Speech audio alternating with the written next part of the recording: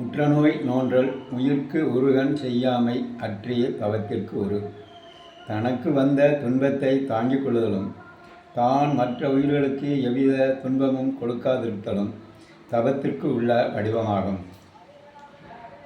தவமும் தவம் உடையார்க்கே ஆகும், அவம் அதனை அகுதியில்லார் மேற்கொள்வது.